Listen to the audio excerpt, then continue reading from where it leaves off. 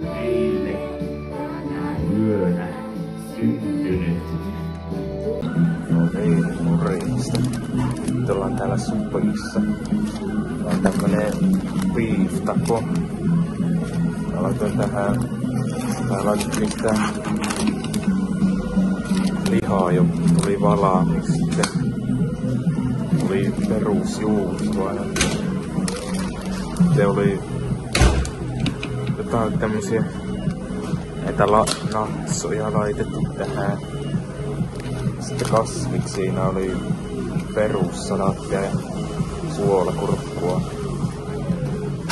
jalapenoa ja maissia. Jalapeno kostautuu. Niin, ja sitten oli vielä chilikastiketta kostautuu.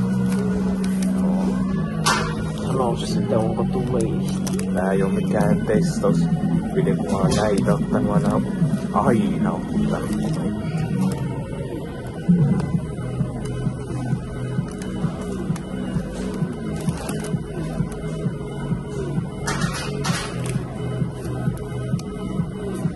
On best.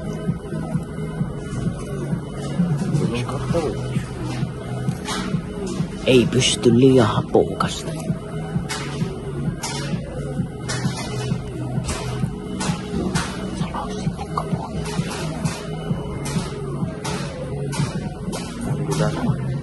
Junka makso kolikolla, niin ne vielä siellä laskee niitä niinku kuuluukin. Oli 10 markkaa ja 40 senttiä. Ja oli Riprahat. 30 senttiä. Tähän on vielä toinen puolikas. Onko hyvää tämmönen massakauppa? Kyllä mä uskon, että beef taco ja tää massakauppa, vaikka se ei mikään terveellisiä.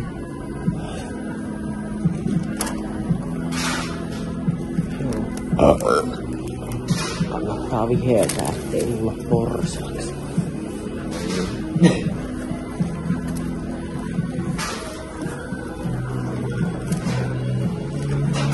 Joo. Tässä voisi olla tää Jussi-kalenteri. No, sitten huomiseen, morjens.